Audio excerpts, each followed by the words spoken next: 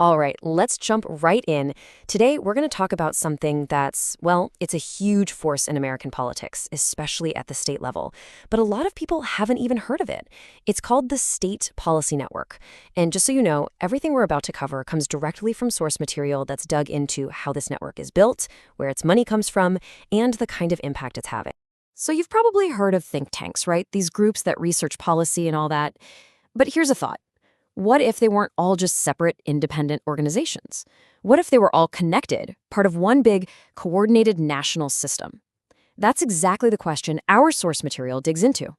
And believe me, the scale we're talking about here is just massive. It's this web of over 160 organizations, and they're not just in all 50 states.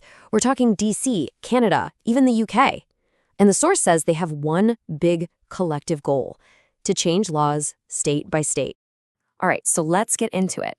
First things first, what exactly is the State Policy Network, or SPN for short? Let's start with how they present themselves, their public face. Okay, so this is their official mission statement. It says they provide strategic assistance to independent research organizations to find market-oriented solutions.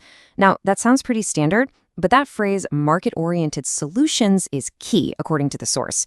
It points to a very specific worldview, one that's all about free enterprise and limited government. So where did this whole thing even come from? Well, the source material traces it back to an idea that President Ronald Reagan supposedly had. He apparently wanted a heritage foundation, that big conservative think tank, in every single state. And that idea, well, it took root. The SPN was founded in the early 90s and has just exploded since then, growing to the 162-member network it is today. Okay, so that's the public story. But you know what they say? To really understand what's going on, you've got to follow the money. So who's actually bankrolling this huge network? Well, that's where things get tricky, because their nonprofits, SPN, and all its affiliates don't actually have to tell us who their donors are. That makes it super difficult for anyone trying to trace where the money's coming from. But by digging through IRS filings, the source was able to get a sense of the scale. And get this, a 2019 analysis found the combined revenue for SPN's main members was over $120 million. That is a ton of money flowing through the system every single year. And even though they don't have to name names, the source was able to identify the types of funders. We're talking big corporations, big tobacco, big oil, AT&T, Microsoft. We're talking powerful, wealthy families. Think the Kochs, the DeVos family. And of course, large conservative foundations are in the mix too. Okay, now this is where the story gets really interesting. The source material found this major contradiction between how the network presents itself publicly and how it seems to operate behind the scenes. It's a real puzzle. Let's unpack it. So, on the one hand, you have the public message. The president of SPN, Tracy Sharp, has gone on the record saying her affiliates are fiercely independent. That paints a picture of a bunch of separate, local groups, each doing their own thing, right? But then, the source points to a report about a private meeting where that same president used a totally different analogy. She apparently compared the network's model to IKEA. Yeah, the furniture store. So you've got fiercely independent on one side and IKEA on the other. What in the world does that mean? Okay, so here's how the source breaks down this IKEA model. Step 1, the national SPN provides the raw materials, things like policy ideas and research. Step 2, the state groups then pick what you need from that menu. Step 3, they customize it to fit their own state. And here's the kicker, step 4, the grants that pay for all this are driven by donor intent. In other words, the people funding this have a very clear idea of the outcome they want. So, if SPN is like IKEA, providing all the parts and the instruction manual, how do you actually assemble the furniture? How does this all become actual law? Well, the source material points to a really important partner, another group you may have heard of called ALEC, the American Legislative Exchange Council. And the source describes this as more than just a partnership. It's like a coordinated ecosystem with 3 main players. You've got the State Policy Network handling policy, communications, and legal stuff.